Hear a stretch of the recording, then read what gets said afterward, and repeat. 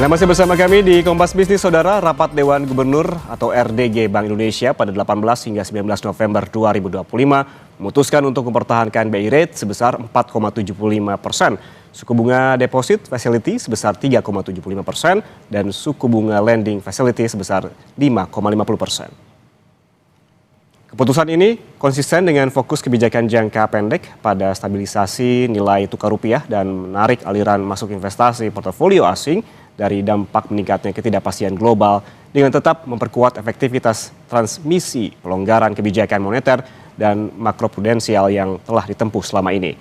Kedepan, Saudara, Bank Indonesia akan terus mencermati ruang penurunan suku bunga BI rate lebih lanjut dengan perakiraan inflasi 2025 dan 2026 yang terkendali dalam sasaran 2,5 ±1% serta perlunya untuk turut mendorong pertumbuhan ekonomi yang lebih tinggi.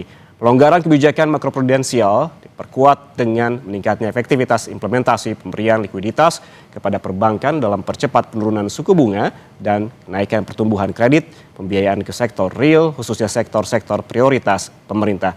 Kebijakan sistem pembayaran tetap diarahkan untuk turut mendorong pertumbuhan ekonomi melalui perluasan akseptasi pembayaran digital, penguatan struktur industri sistem pembayaran, dan peningkatan daya tahan infrastruktur sistem pembayaran.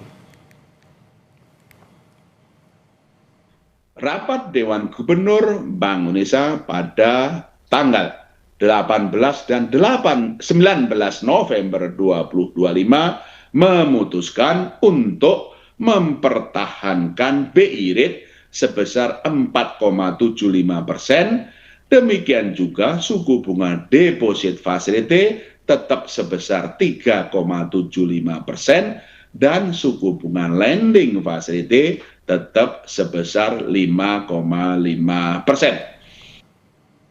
Saudara, lalu apa saja kemudian yang menjadi pertimbangan Bank Indonesia untuk mempertahankan suku bunga acuan di level 4,75%? Kompas Bisnis akan langsung berbincang dengan Firman Muhtar, Kepala Departemen Kebijakan Ekonomi dan Moneter Bank Indonesia. Pak Firman, selamat pagi.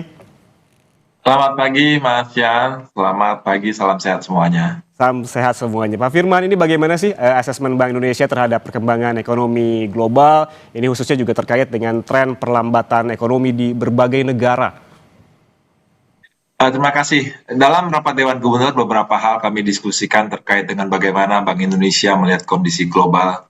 Yang secara umum menurut bacaan kami terkini memang dalam tren perlambatan. Proses perlambatan memang terus berlanjut dan dipengaruhi oleh dampak langsung maupun tidak langsung dari berbagai kondisi perkembangan tarif di Amerika Serikat. Dampak langsungnya tentu ini akan berpengaruh terhadap bagaimana global value chain yang terjadi dan juga kemudian berdampak terhadap inflasi yang terus masih belum turun dengan cepat. Itu yang terjadi di Amerika Serikat sendiri. Secara khusus kami sampaikan government shutdown yang dilakukan secara temporer ini berdampak terhadap bagaimana pengeluaran pemerintah yang kami perkirakan berdampak terhadap pertumbuhan Amerika Serikat yang akan lebih lambat di tahun 2025 ini dan berlanjut di tahun 2026. Sementara negara-negara lain, Jepang kita lihat juga belum kuat. Sementara itu Tiongkok permintaan domestiknya masih belum cukup kuat meskipun ada beberapa stimulus yang memang belum cukup kuat. Sementara yang masih membaik ini terkait dengan Eropa yang kami lihat masih meningkat dipengaruhi oleh stimulus moneternya yang berlanjut. Dan satu lagi yang masih kita lihat cukup kuat ini mitra dagang kita terkait dengan India. Permintaan domestiknya masih tetap baik di sekitar 7% pertumbuhannya. Yang secara keseluruhan Mas Yan, kami melihat pertumbuhan ekonomi dunia tahun 2025 ini bergerak pada kisaran 3,1% menurun dibandingkan dengan perkembangan di tahun 2024 yang lalu. Pak Firman, yang juga jadi pertanyaan ini, bagaimana kemudian perkembangan dan juga proyeksi inflasi di negara maju khususnya di Amerika Serikat begitu, dan kaitannya dengan proyeksi arah kebijakan suku bunga Fed Fund Rate atau Fed Rate begitu ya, bagaimana ini dampaknya terhadap dinamika di pasar keuangan global? Menarik pertanyaannya Mas Ian. Seperti saya sampaikan tadi, tarif Trump ini memang berpengaruh terhadap bagaimana dinamika di Amerika dan juga global secara keseluruhan.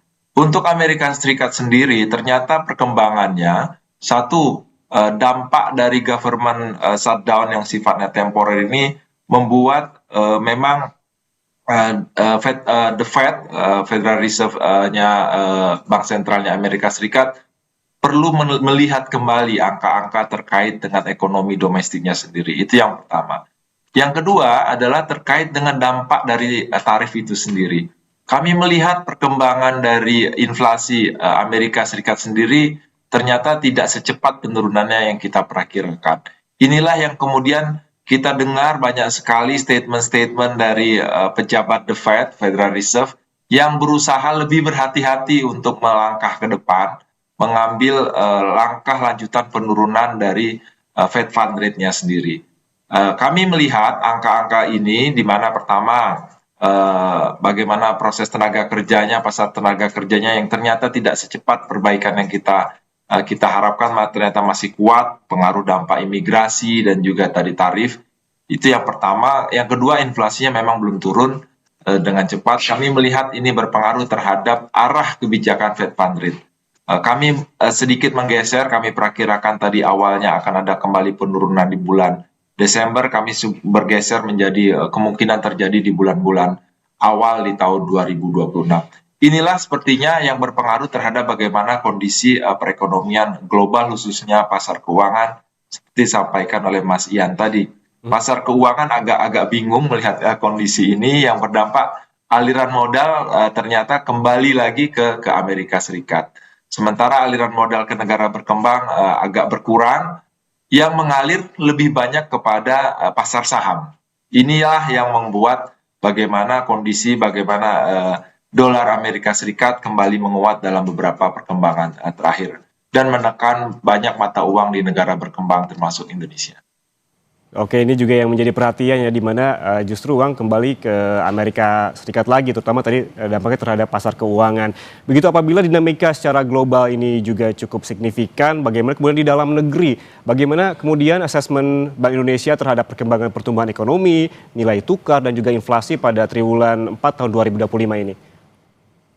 Yang patut kita sampaikan, perkembangan ekonomi Indonesia, pertumbuhan ekonomi domestik tahun triwulan 3 kemarin, sebagaimana kita ketahui, pertumbuhan ekonomi Indonesia masih tetap baik, tumbuh di sekitar 5,04% pada triwulan ketiga tahun 2024. Beberapa faktor yang kami coba cermati, ini disupport oleh permintaan domestik yang kami lihat memang sebagaimana kita ketahui memang masih cukup baik. Satu hal yang mendukung pertumbuhan ekonomi di triwulan 3 adalah perilaku front loading dari eksportir merespon tarif kemarin yang mendorong ekspor kita tumbuh cukup baik di triwulan ketiga ini dan menopang pertumbuhan ekonomi di 5,04 tersebut. Secara kedaerahan spasial kita lihat ekonomi di wilayah Jawa ini masih cukup kuat ditopang oleh bagaimana pengaruh dari sektor industri pengolahan yang cukup besar.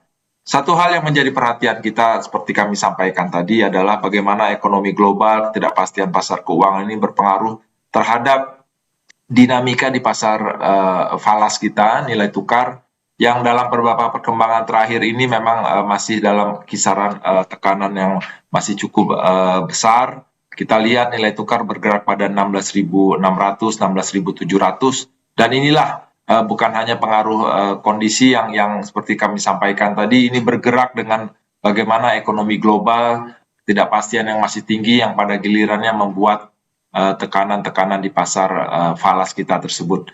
Satu hal, di tengah kondisi ketidakpastian pasar keuangan yang memberikan tekanan terhadap nilai tukar, inflasi kami lihat masih tetap terjaga, Mas Ian, khususnya inflasi inti yang masih tetap terkendali. Ada beberapa peningkatan di inflasi inti seperti kami sampaikan tadi. Satu faktor peningkatannya seperti diskusi sebelumnya, Mas Ian, saya dengar ada diskusi mengenai dampak dari emas. Dan ini memang imported inflation dari emas ini berpengaruh terhadap inflasi inti. Tapi di luar itu inflasi inti kita secara umum masih sangat-sangat terkendali. Sementara satu hal yang menjadi perhatian adalah inflasi volatile food, barang-barang pangan, yang memang mengalami peningkatan. Dan ini dipengaruhi faktor musiman, pengaruh cuaca yang mengalami perubahan, di mana curah hujan kita perhatikan memang lebih besar dalam triwulan-triwulan terakhir ini. Tapi secara keseluruhan inflasi inti, inflasi IHK kita masih dalam kisaran 2,5 plus minus 1%, sebagaimana sasaran yang ditetapkan oleh pemerintah, dengan catatan terakhir ada di angka 2,86%. Jadi secara keseluruhan masih tak terkendali, Mas Ian, di tengah stabilitas sistem keuangan kita yang tetap terjaga. Ya, stabilitas sistem keuangan tetap terjaga. Tadi sempat dibahas oleh Pak Firman juga terkait dengan falas tadi yang memang masih dalam kondisi tadi nilai tukar rupiah terhadap dolar di kisaran 16.500 hingga 16.700, namun inflasi juga masih terkendali hingga saat ini. Dan juga yang turut menjadi fokus itu adalah bagaimana kemudian arah kebijakan moneter dalam merespons kondisi perekonomian global dan juga domestik terkini. Namun tahan dulu jawabannya Pak Firman, jangan kemana-mana saudara. Seusai jeda Kompas Bisnis akan kembali untuk Anda.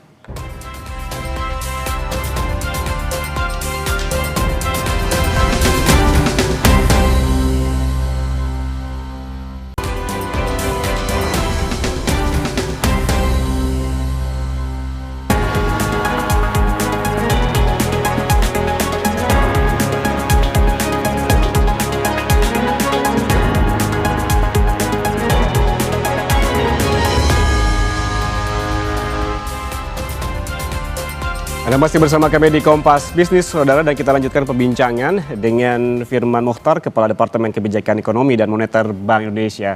Pak Firman, tadi sempat terpotong sedikit ya.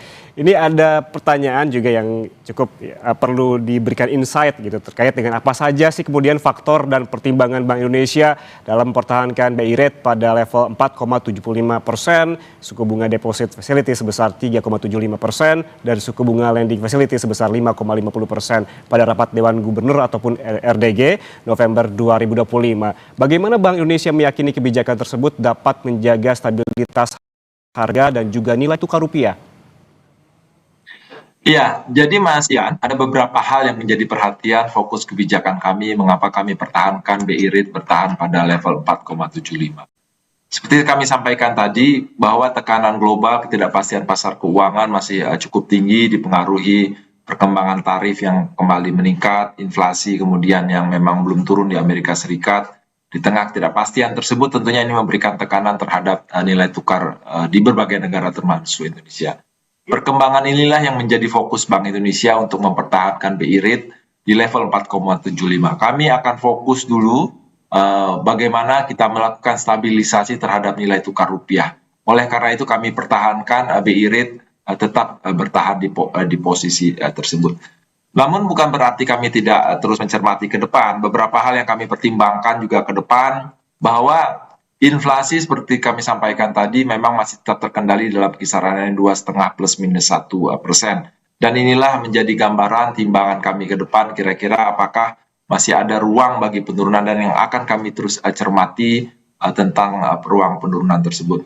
Hal lain yang juga kami perhatikan adalah terkait dengan pertumbuhan ekonomi ke depan.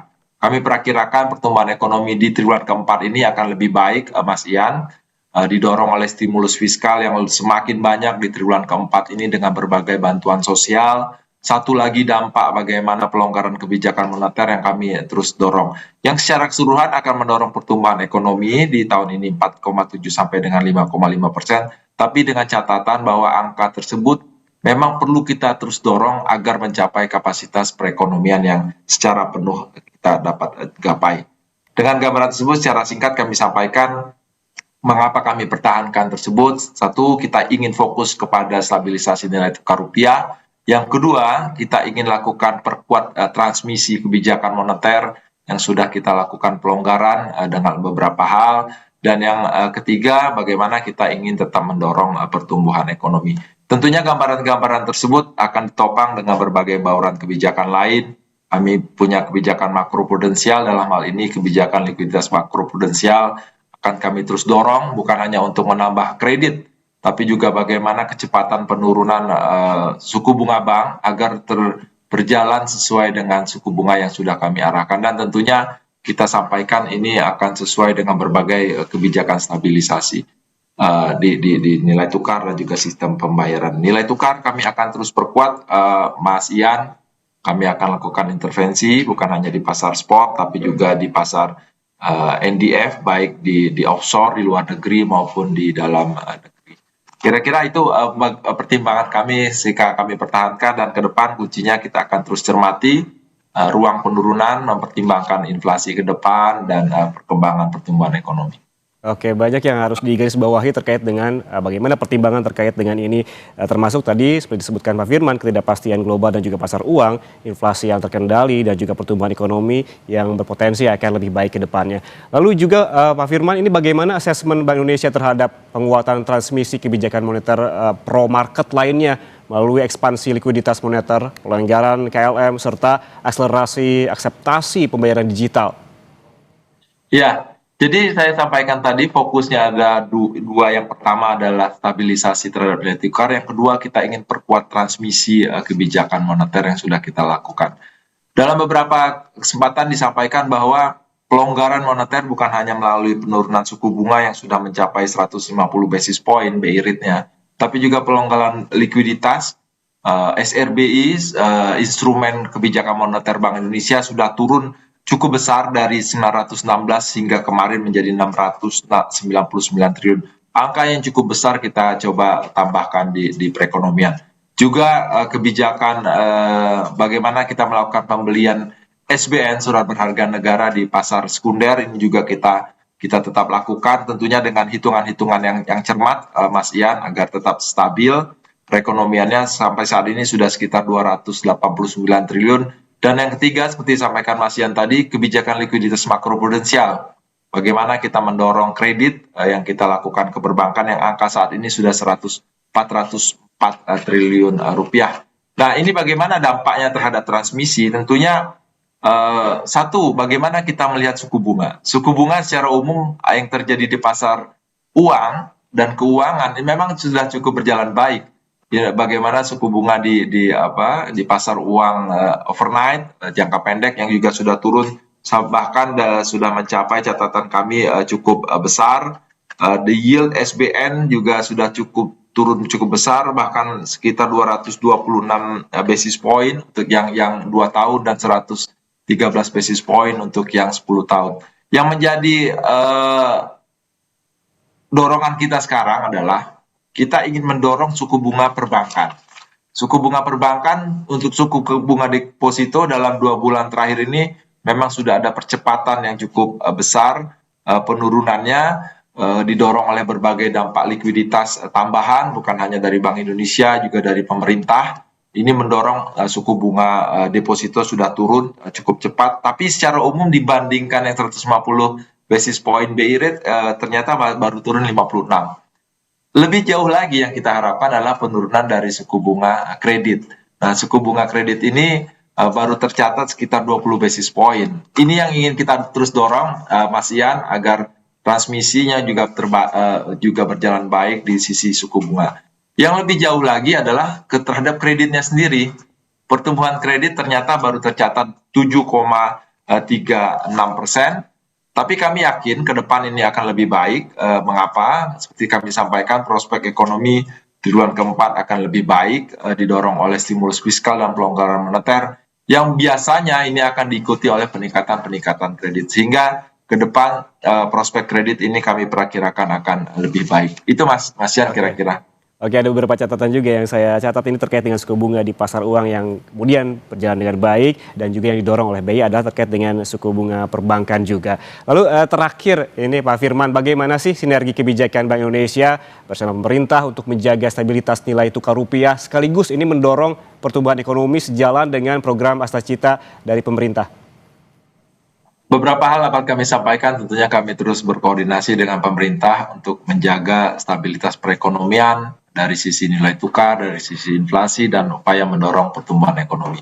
Dari sisi nilai tukar tentu kami akan terus berkoordinasi tentang bagaimana kami akan tetap komit menjaga stabilitas nilai tukar rupiah. Dari sisi inflasi, seperti kami sampaikan tadi bahwa inflasi volatile food sedikit meningkat dipengaruhi faktor dampak cuaca, dan di dalam hal ini tentunya kami akan perkuat melalui koordinasi kami di tim pengendalian inflasi pusat dan di daerah secara konsisten dan secara terukur bersama-sama agar bisa kembali mengendalikan inflasi volatile food yang secara keseluruhan akan mendorong inflasi tetap stabil dalam kisarannya.